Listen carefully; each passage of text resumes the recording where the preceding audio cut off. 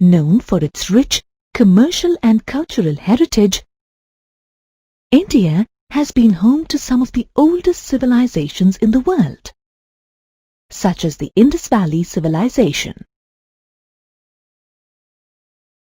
The last 5 decades have seen India evolving from its culturally rich image to one of the fastest growing economies of the world.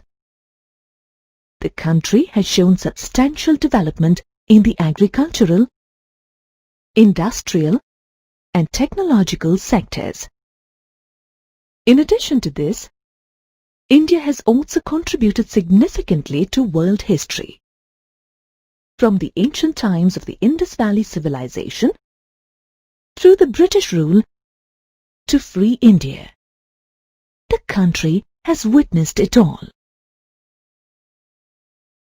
Let's learn a little more about this country that is emerging as a fascinating blend of culture and technology. We'll start by locating India on the world map. As you can see, India spreads across both the eastern and the northern hemispheres. India's latitudinal stretch is between 8.4 degrees north and 37.6 degrees north, and the longitudinal stretch is between 68.7 degrees east and 97.25 degrees east. A study of the map shows that the Tropic of Cancer at 23.30 degree north latitude cuts across the country, dividing it almost into 2 equal halves.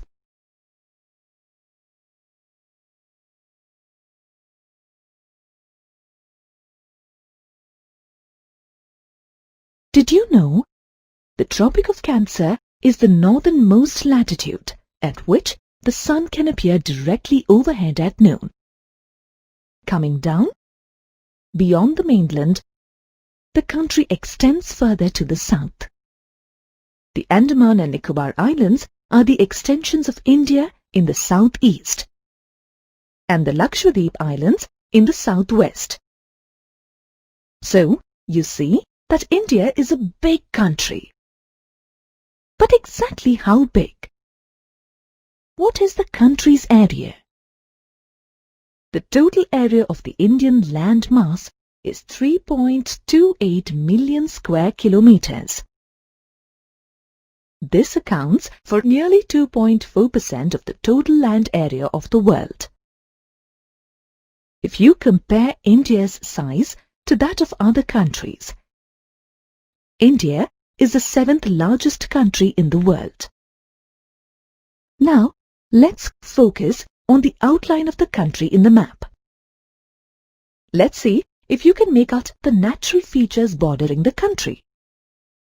As you can see, young fold mountains cover the northwestern, northern, and northeastern borders of the country.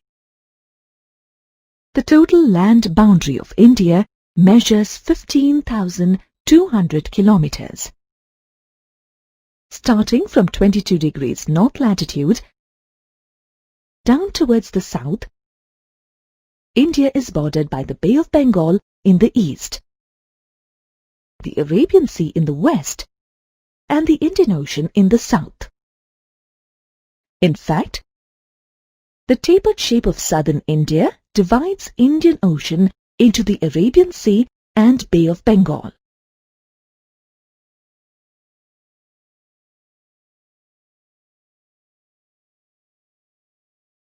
India's total coastline, including the outlines of the Andaman and Nicobar Islands and the Lakshadweep Islands, measures 7,516.6 kilometers. Did you know the southernmost tip of India, called the Indira Point, got submerged under the sea in the tsunami that struck the country in December 2004? Now, looking at the map, can you identify which extent is larger, the east-west stretch or the north-south stretch? The east-west stretch of India looks smaller than the north-south stretch. However, if you actually measure the distance, both measure the same, approximately 3,000 kilometers. It is this huge distance of 3,000 kilometers that causes a lag between the local times at the eastern and the western ends of the country. Let's discuss a scenario to understand the concept of time lag. It is 6 p.m. in the evening in Gujarat, where you live. Suppose you are talking to a friend in Arunachal Pradesh. Your friend mentions that he is standing at the window watching a beautiful sunset. However, if you look around you, it is still broad daylight for you. How is it that it's still daylight in your city, while the sun has already set where your friend lives in Arunachal Pradesh? This happens because of the huge longitudinal expanse of the country. There is a huge distance between the eastern and western endpoints of the country. This leads to a time lag of 2 hours between the local times of the two places.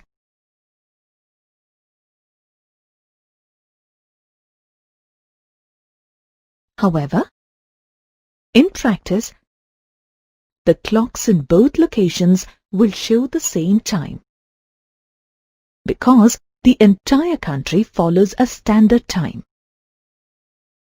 India's standard time is the time along longitude 82.30 degree east. This longitude passes through Mirzapur in Uttar Pradesh. This longitude is referred to as the standard meridian of India. While India's longitudinal stretch gives rise to a time lag between the east and the west, its latitudinal stretch influences the duration of days and nights. For example, the duration of days and nights is the same in Kanyakumari, which is on the southernmost tip of India. However, as you move northwards, the duration of days and nights begins to vary. In the previous module, you learned about India's size and location on the globe. Now, let's look at India's location in relation to other countries on the map. Can you make out from the map in which part of Asia India is located? As you can see, India lies to the south of Asia and is centrally located between East and West Asia.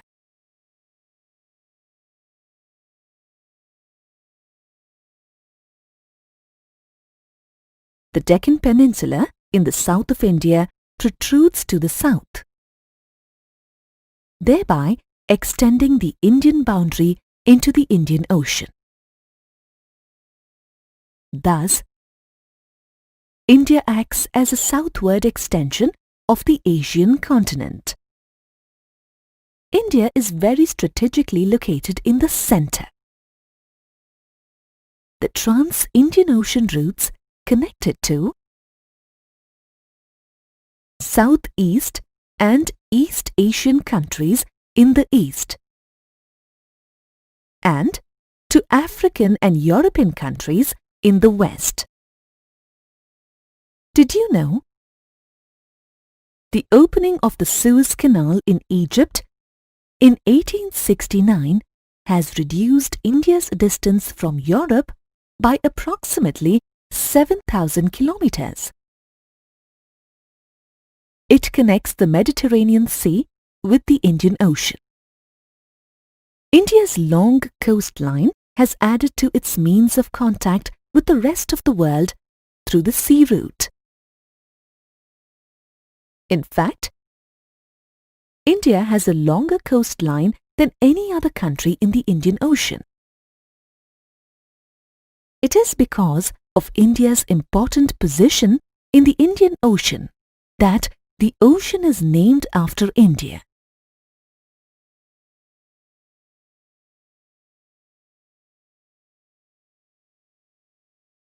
However, in general, the land routes have been more popular than sea routes and frequented by travelers and traders.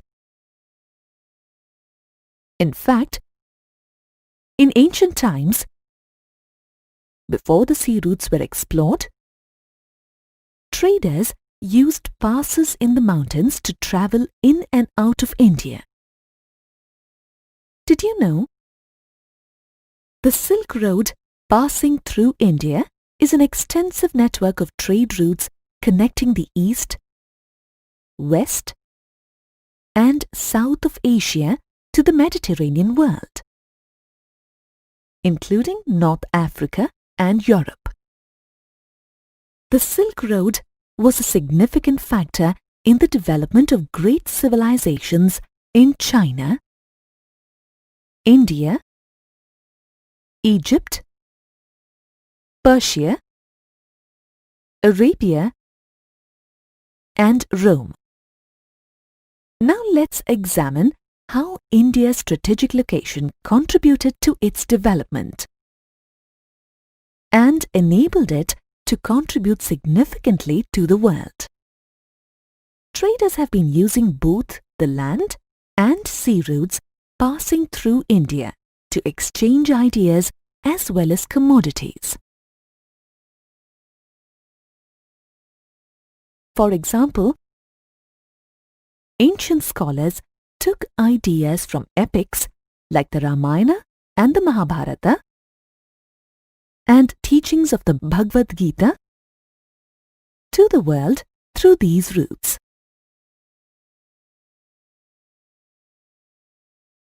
Commodities like spices and muslin were also exported through these routes. Some other significant contributions that India shared with the world through these routes include stories from the Panchatantra, mathematical basics such as Indian numerals and the decimal system,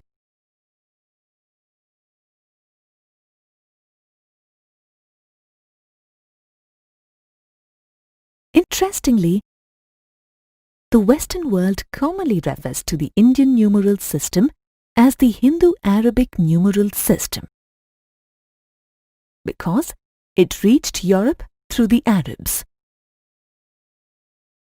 The image shows a clock in a park in the Arabic town of Satwa with Indian numerals on its face. Just as these routes helped India to reach out to the world with its ideas and commodities, they also enabled Western influences to reach India. You can see shades of Western influence in Indian architecture. For example, domes, minarets, and Mughal tombs of sandstone and marble are all based on Persian designs. This is the Ujjayanta Palace, a former royal palace situated in Agartala, the capital of Tripura. Can you identify which culture the sculpture represents? The sculpture in the Ujjayanta Palace represents Greek influence in India. To conclude, you can see that trade routes through the land and sea played a key role in the intellectual and architectural development of India. And all this was possible only because of India's strategic location on the map. Before independence, India had primarily two types of states: provinces, and princely states. While provinces were directly ruled by British officials appointed by the Viceroy, the princely states were ruled by local rulers who inherited the states from their forefathers.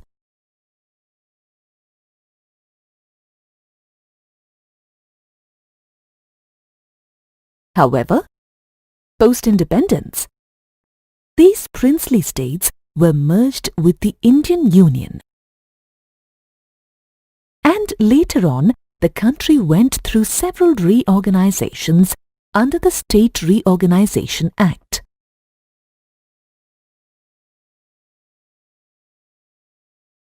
The present-day India has 28 states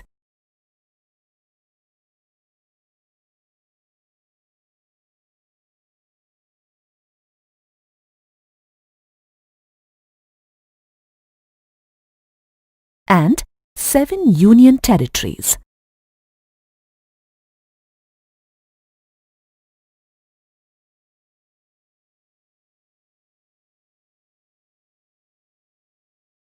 As you can see, the southern half of India has a huge coastline stretching from the west to the east. If you examine the coastline, the coastal states of India are Gujarat, Maharashtra, Goa, Karnataka, Kerala, Tamil Nadu, Andhra Pradesh, Orissa, and West Bengal.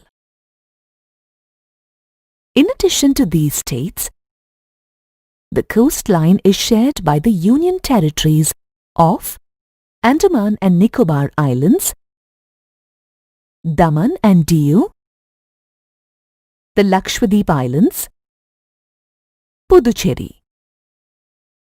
Among these coastal states, you will also find the smallest state of India, area-wise. Can you identify this state?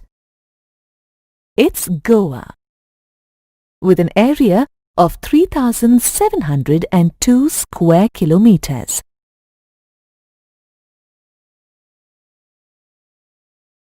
Conversely, Rajasthan is the largest state, at measuring 342,269 square kilometers.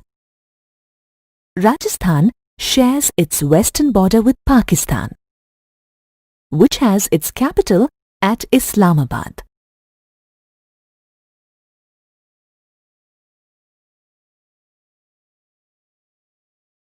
The other Indian states that share a common border with Pakistan in the west are Gujarat, Punjab, and Jammu and Kashmir. In addition to Pakistan, the state of Jammu and Kashmir shares its northwestern border with Afghanistan too. Afghanistan has its capital in Kabul.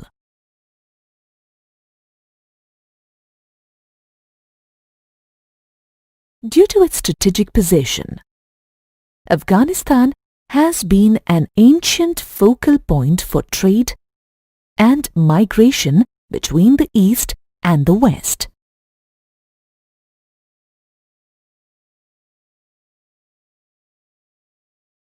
Now let's look around further and identify the other neighboring countries, which share common frontiers with India.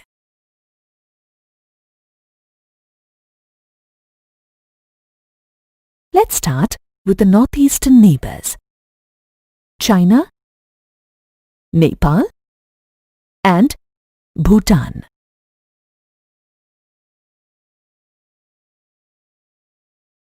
As you can see, the Chinese border stretches all the way from the state of Jammu and Kashmir in the north to Arunachal Pradesh in the east, passing along the states of Himachal Pradesh, Uttaranchal and Sikkim. China is known to be one of the oldest civilizations in the world, with its capital at Beijing.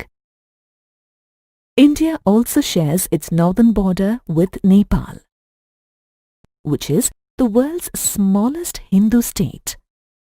The capital of Nepal is Kathmandu.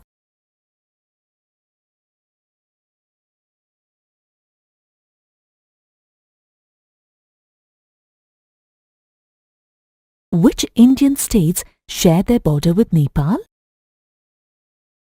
The Indian states that share their border with Nepal include Uttaranchal, Uttar Pradesh, Bihar, West Bengal and Sikkim.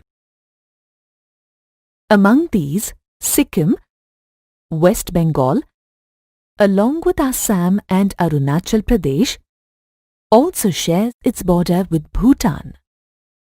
Bhutan has its capital as Thimphu. These were the northeastern neighbors of India. Let's move further east. With which countries does India share its eastern border? India shares its eastern border with Myanmar and Bangladesh.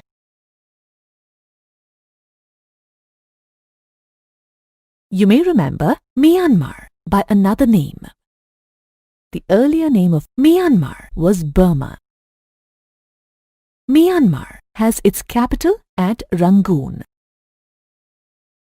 Myanmar shares its border with most of the northeastern states of India, starting from Arunachal Pradesh to Nagaland, Manipur, Mizoram and Tripura.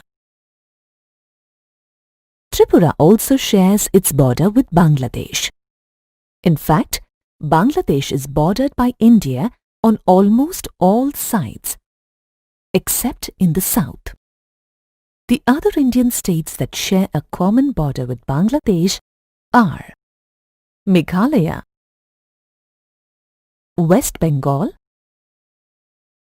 and a small part of Assam.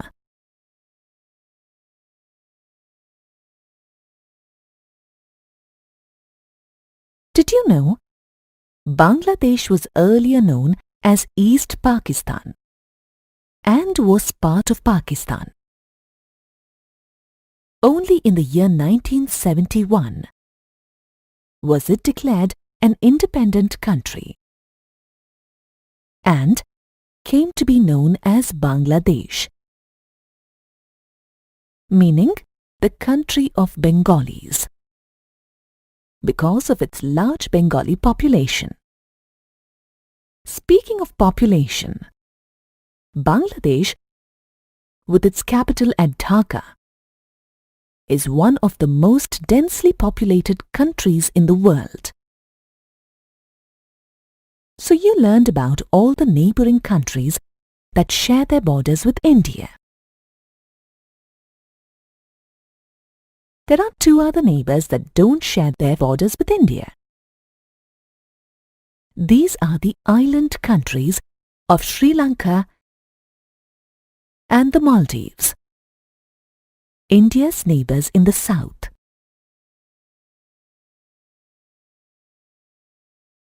If you look at the map closely, you will see that Sri Lanka is separated from India by a narrow channel of sea called the Park Strait.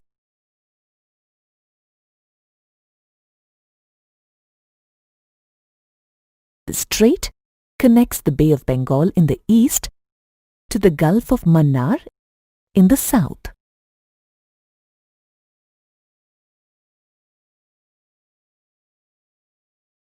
The capital of Sri Lanka is Sri Jayawardena Kotte. However, Colombo, the former administrative capital of the country, still is the largest city in the country and is also its commercial capital. Moving east from Sri Lanka, you come to the Maldives Islands, which are to the south of the Lakshadweep Islands.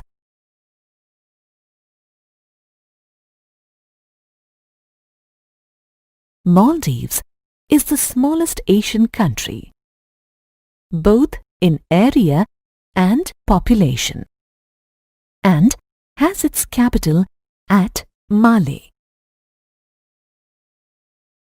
That was a brief overview of India and its neighbouring countries.